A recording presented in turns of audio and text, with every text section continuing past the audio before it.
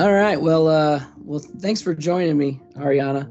I'm here with Arianna Soldati. She's the volcanologist at North Carolina State University, and Arianna is a friend of mine, and we've spent some time in Iceland together, very close to the location that the current seismic activity has really fired up. And so I thought it'd be great to talk with her because she's one of the few people in the world that can give details and know exactly what's going on there because she's spent so much time, not just in Iceland, but in that specific area.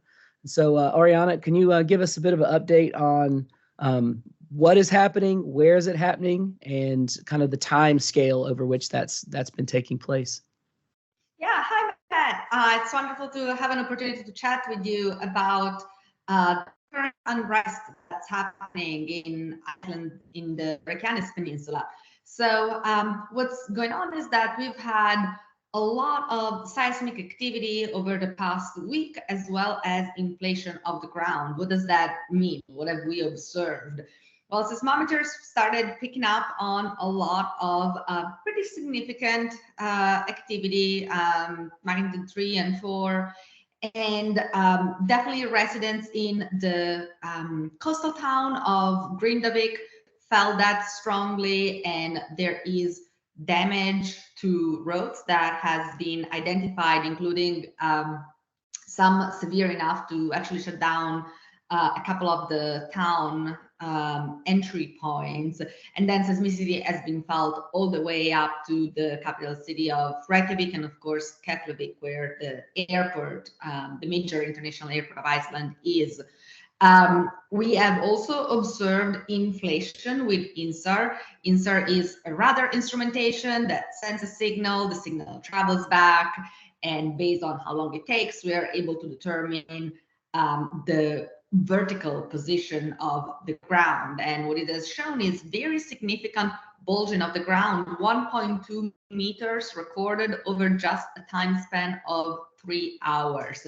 This is really, really significant. And the way this is interpreted is a magma dike, so a subvertical body of magma rising towards the surface. And the orientation is southwest to northeast, and unfortunately it does go through the town of Grindavik.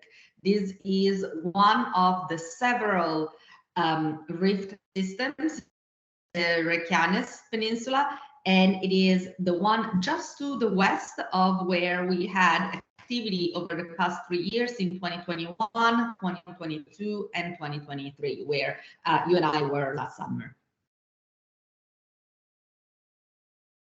Yeah, so I'm pulling up the map of seismicity right now, and that trend, some of those earthquakes have been at an interval of just a couple minutes. I mean, they are firing off increasingly rapidly, and they form this really nice linear trend. As geologists, we use weird terms for a volcano about to erupt. A nice trend. It's a very clean linear trend that will pop up on screen and show here. To the northeast southwest trending, which parallels all of the rifting in that southern part of Iceland. But does this look anything like the last eruption in July or the eruptions in 2021? Were they this active, or can you tell us about that? Yeah, it does. We have seen pretty much the same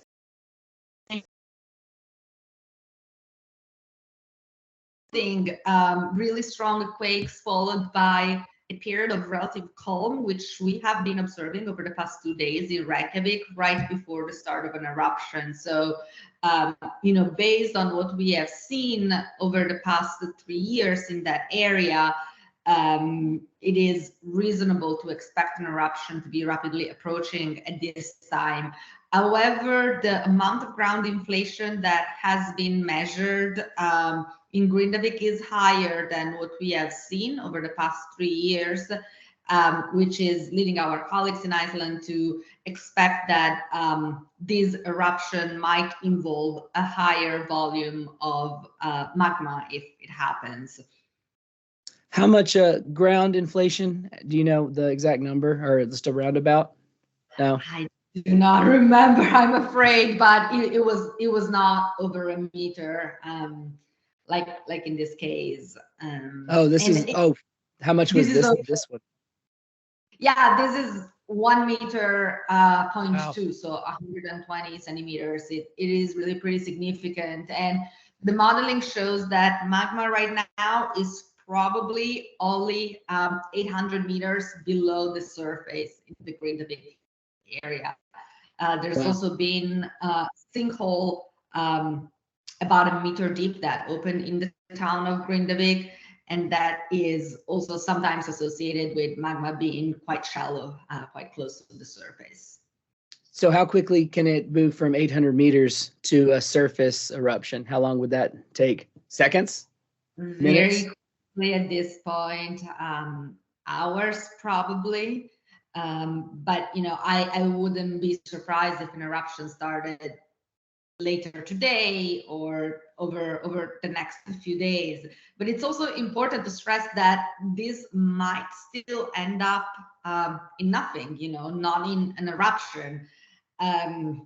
About 50% of unrest events at volcanoes worldwide do not end up being eruptions. Now, in this case, given what we have experienced in that area over the past few years, so taking into account the geologic context and recent eruptive history, we are all expecting an eruption to happen, but there is no guarantee. Magma could be rising very close to the surface and then stalling, or just moving horizontally along that lineament and come out somewhere else, meaning further northeast or further southwest. And certainly both of those options would be less impactful than an eruption right in Grindavik, which unfortunately is currently the epicenter of most of the seismicity. Yeah, and just since we've been there, because Grindavik is one of the major little villages on that south side of the coast. So if you can look at a map, it's one of the only little towns in that direction. Reykjavik's maybe an hour and a half away.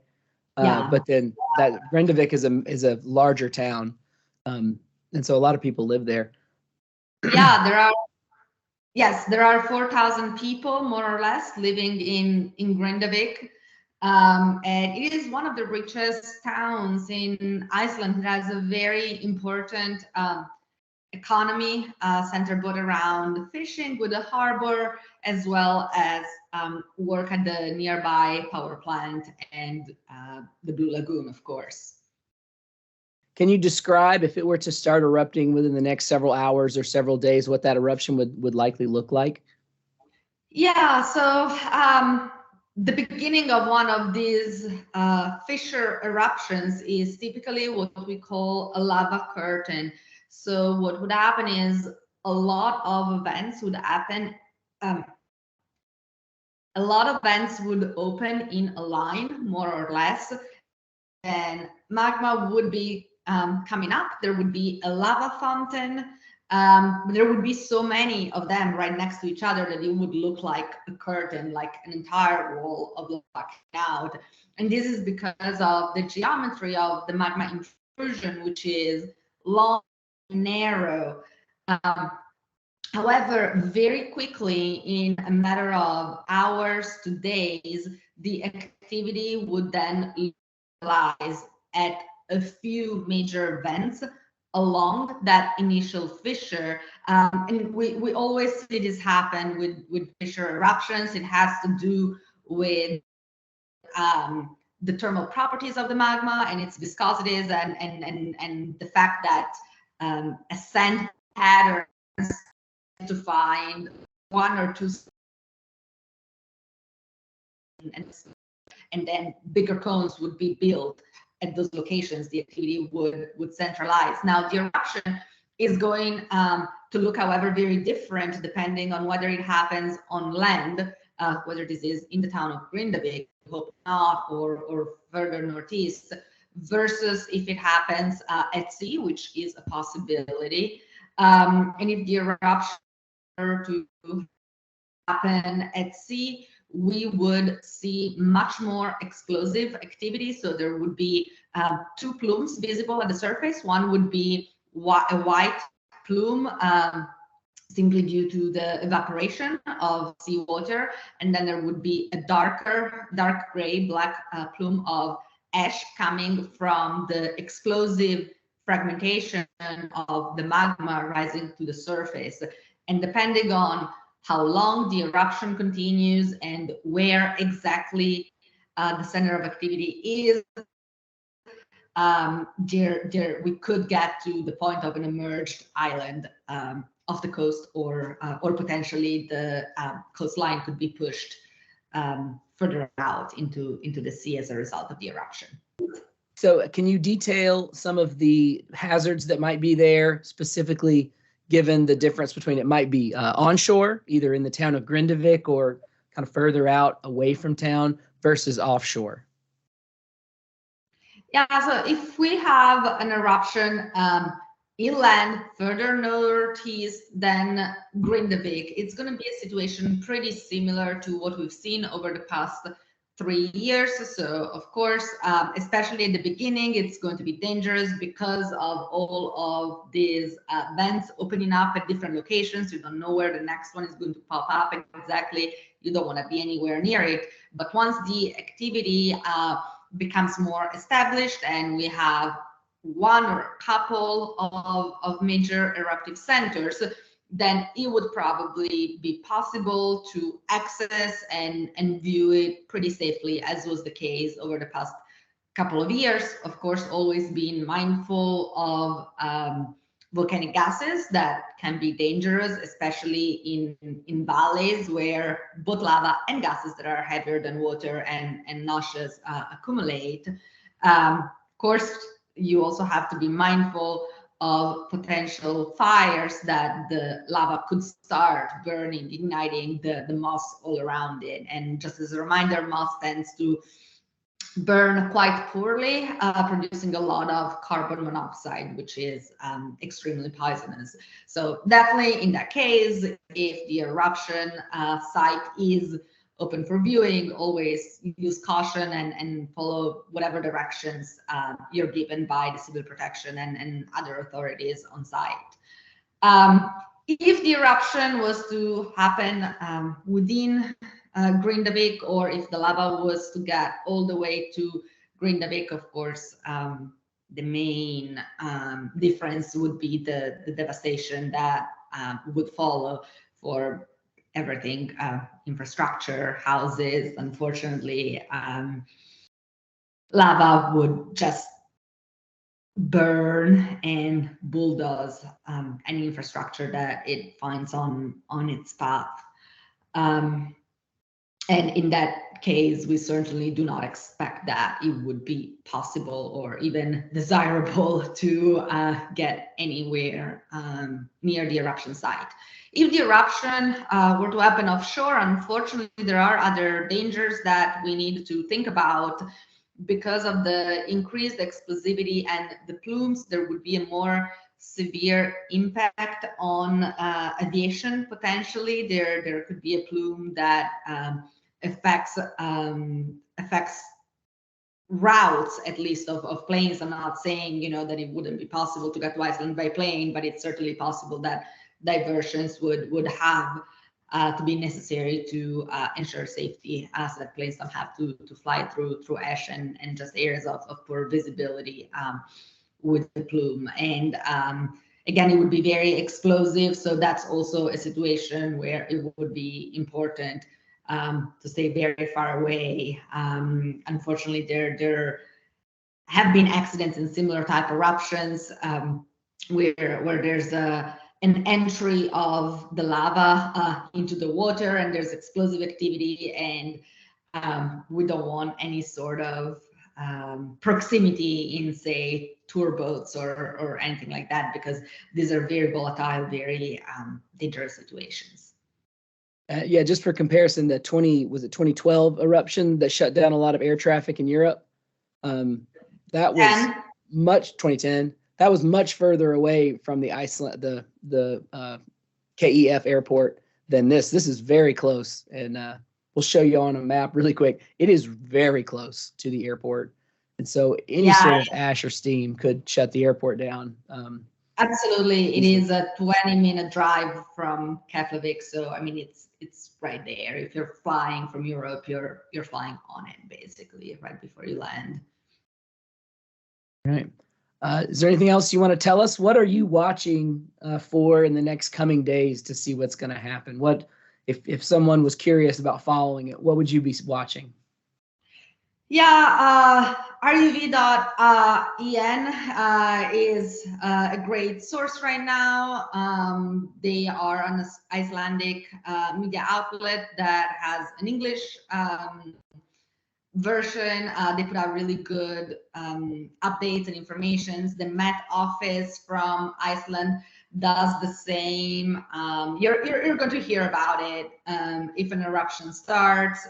For sure, always try to follow official sources and not whatever people are posting on social media. I have unfortunately already seen quite a lot of misinformation out there in regards to pictures being reposted from other events, or just kind of increased alarmism for an event that has not started yet as of today. I've been watching the Icelandic Met Office has a Twitter, and they've been pretty good about putting stuff from the search and rescue folks and stuff. And then the other thing I watch, which is just really easy to watch earthquakes, is ShakeNet. It's an app on my phone where I can watch earthquakes and I can see the real time what's popping up, and I can filter earthquakes really quickly. And so that's what I've been watching, to watch those regularity intervals, see how. Because the other day it was every minute and a half, every 90 seconds, there was a 2.0 or greater earthquake. And it's since quieted down significantly. There was an earthquake maybe 30 minutes ago, 3.1, but it's quieted down significantly. So anyway, that's what I've been watching, just to see how the earthquake activity is changing through time. But the other day it was less than 90 seconds, just like clockwork. Just another one, another one, another one. They're just popping up on my filter. That's what I've been watching, though. But you're a volcanologist and I'm a structural geologist, so I watch earthquakes. This is great, and I also want to highlight that our colleagues in Iceland have done a fantastic job. They have installed a few spare seismometers that they have available for emergencies such as these ones, that they're able to get a more comprehensive picture of what is happening in the Arianna Peninsula right now. So we really are getting a lot of data. They're doing a fantastic job monitoring the situation, as well as communicating to the civil protection and the media. Yeah, they're so used to this that they don't even think it's a big deal. They go out like, we're going to the volcano again. I guess I have to go, They are extremely efficient. I mean, the level of organization that I have seen over the past 3 years, everything from building trails and infrastructure, communicating, accessibility of the site, really, really amazing work. That's maybe one of the most impressive parts, is the eruption that we went to in July. I guess, when did it start? Late June or early July? Yeah. When we got there, they had a parking lot built, and they had a pay by phone system installed, all within a couple weeks, so that tourists could go out there and pay by phone to park and walk out to the volcano in a safe and efficient manner. Yeah, they built those roads. It's an impressive infrastructure to allow people to go enjoy them. But that's after they've assessed the risks, and they know exactly. When we went out there, the risks were very low. This one, obviously, we don't even know what's going to happen. So very cool, very exciting. Well, thank you for joining me on my first YouTube video. Maybe the next one I'll have a voice, and so I don't have to yell to come across the internet. But yeah, we'll be watching this, and we'll maybe talk again once it starts erupting. How about that? Sounds great.